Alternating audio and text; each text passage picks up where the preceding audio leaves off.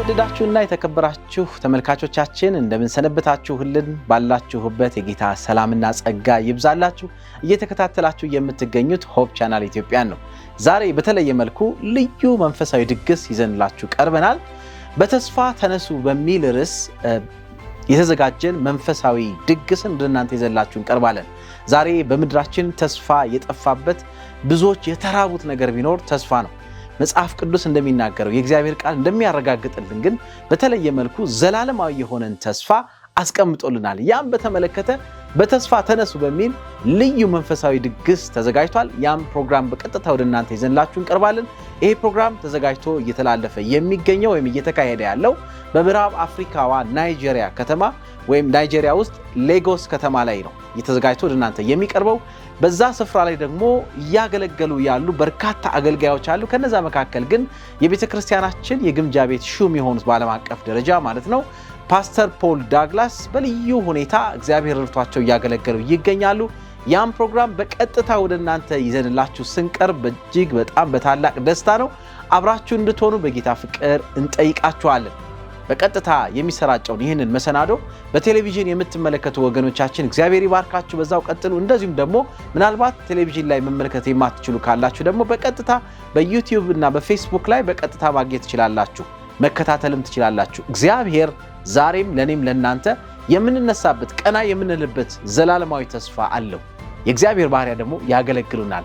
ስለዚህ እስከ ፕሮግራሙ ፍጻሜ ድረስ አብራችሁን ዝለቁ ስንላችሁ በየፕሮግራሙ ደግሞ የእግዚአብሔር ቃል ጋር ተያይዞ ደግሞ ዕለት በምንኖርበት ህይወታችን ደግሞ በቤተሰብ አንጻር እንደዚሁም ደግሞ በጤናችን አንጻር ደግሞ ከፍተኛ ባለሙያዎች እየቀረቡ ልዩ ምክሮችን እና ትምህርቶችን ያቀርባሉ።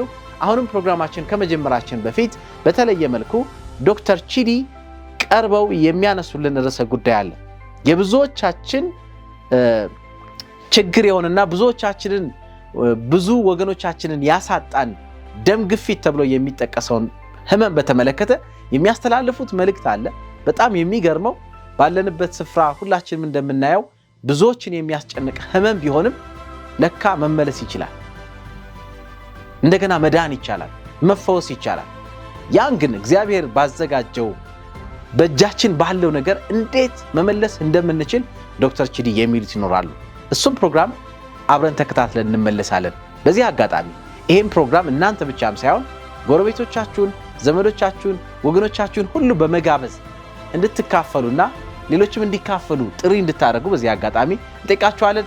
በየቀኑ ያለው ፕሮግራም ጌታ ቢፈቅድ ከዚህ በኋላ ይዘንላችሁ ወደ እናንተ እንመጣለን። እስከ ፕሮግራሙ ፍጻሜ ድረስ አብራችሁን ዝለቁ። የእግዚአብሔር መንፈስ ከሁላችንም ጋር ይሁን። በተስፋ ከፍ ማለትና መነሳት እንድንችል እግዚአብሔር ሁላችንም ይርዳን። ጌታ ይባርካችሁ።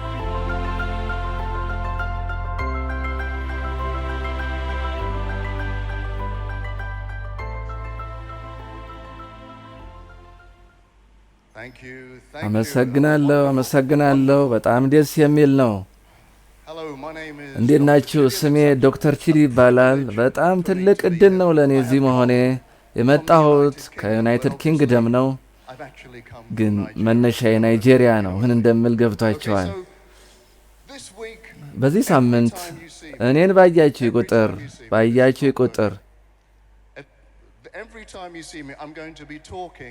ማወራው እንዴት ህመምን መቀልበስ እንደምንችል ነው። እንዴት መቀልበስ እንደምንችል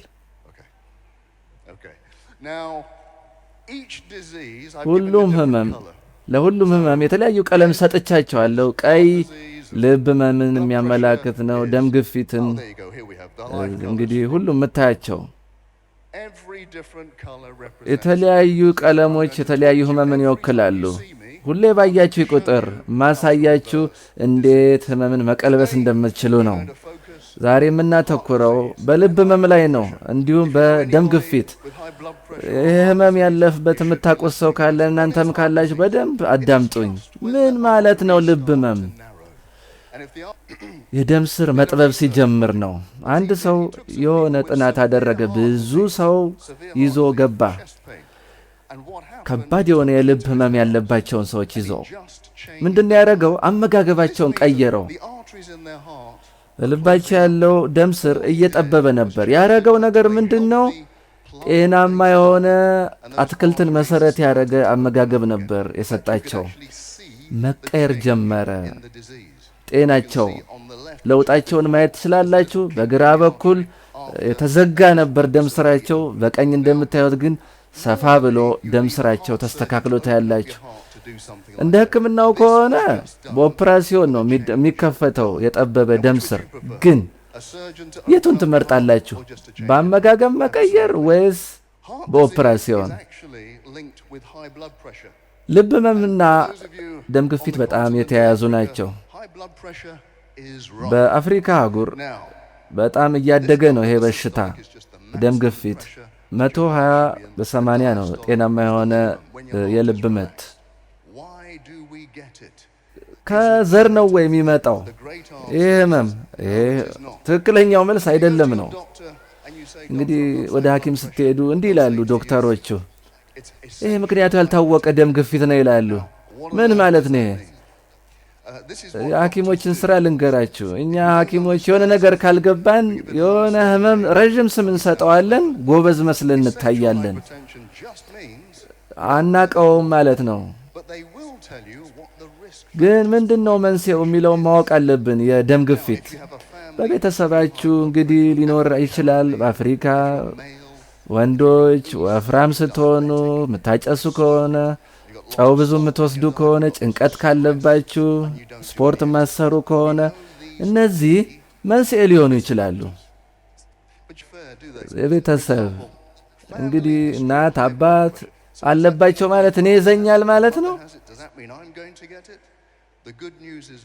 መልካሙ ዜና ግን ይሄ ነው። በዘር ሳይሆን በአኗኗራችን ነው የሚመጣው። እንቅስቃሴ የማትሰሩ ከሆነ፣ ጥሩ የማትመገቡ ከሆነ ተመሳሳይ ችግር ይመጣል። ለምንድነው አፍሪካና ካረቢያ የሚኖሩ ሰዎች ብዙዎቹ የሚኖርባቸው ደም ግፊት?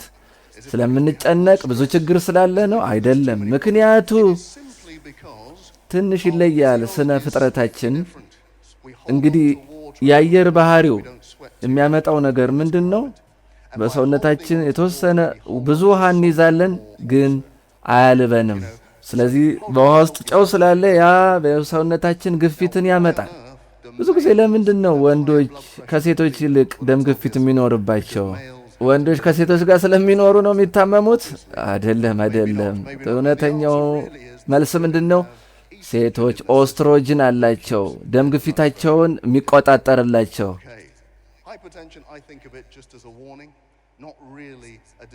በራሱ ህመም አይደለም።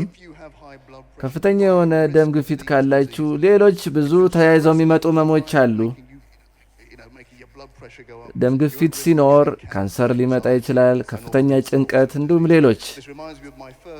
ይሄ የመጀመሪያ መኪናዬ ነው። ምልክት ትሰጠኝ ነበር ይቺ መኪና፣ ግን ገንዘብ ስለሌለኝ ምንም ልረዳት አልቻልኩም። መኪናዬን የምታሳየኝን ምልክት ሁሉ ተውኩት። ከዚያ ችግር መጣ። መጨረሻ ላይ ቆመች። የተሻለ እኔ የሚያብራራልኝ መጽሐፍ አላገኘሁም ስለ ህመም ከዚህ ኤለን ጂ ዋይት መጽሐፍ ውጭ።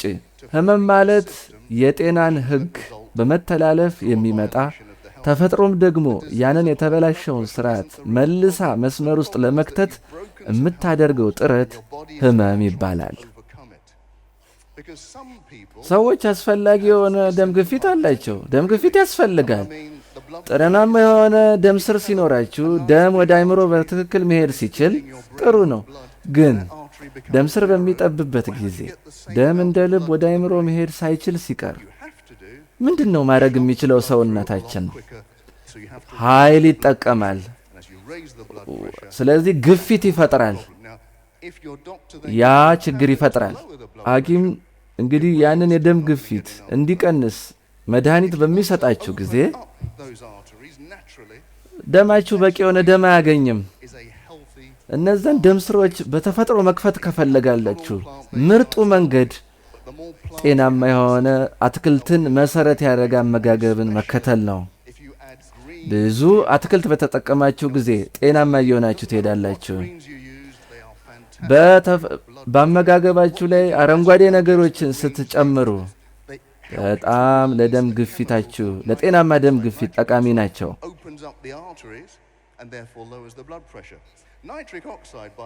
ናይትሪክ ኦክሳይድ የተባለን ንጥረ ነገር እንድታመነጭ ይረዳል። ያ ደግሞ ደም ስርን ይከፍታል፣ ግፊትን ይቀንሳል። በነገራችን ላይ ናይትሪክ ኦክሳይድ ቫያግራ የተባለው መድኃኒት ውስጥ የሚገኝ ንጥረ ነገር ነው። ምናልባት ታውቁት ይሆናል ይህንን መድኃኒት። አንዳንድ ወንዶች ይህንን መድኃኒት ይጠቀሙታል፣ ምክንያቱም የስንፈተ ወሲብ ችግር በሚያጋጥማቸው ጊዜ። አንድ መረጃ ልሰጣችሁ ፈልጋለሁ። ይሄ ዌብሳይት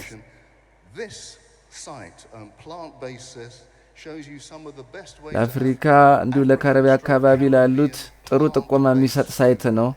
በእኔ ሚስት የሚመራ ነው ይሄ ሳይት። በነገራችን ላይ እንግዲህ ያው ትንሽ ማዝነው በዚህ ሰዓት ከኔ ጋር አብራ ለመሆኗ ነው እና በዚህ አጋጣሚ ባለችበት ሰላም ልላት ፈልጋለሁ። ይህንን ዌብሳይት ተመልከቱ፣ ወይም ዩቲዩብ ቻናሉን አስታውሱ። እስተመጨረሻም ይሄ ጥቅስ ከመጽሐፍ ቅዱስ ነው።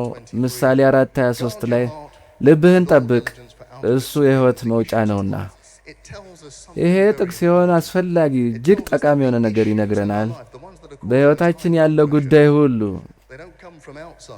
ከፍተኛ የደም ግፊት እንዲመጣብን ምክንያትም የሆን ሁሉ ከውጭ አይደለም የሚመጣው፣ ከራሴ ልብ ነው። ይሄ የልብ ለውጥ ያስፈልገናል። እዚህ ያለነው ለዚህ ነው፣ ልባችንን እንዲቀይርልን።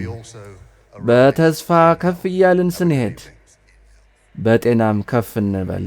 መልካም ምሽት ይሆንላችሁ።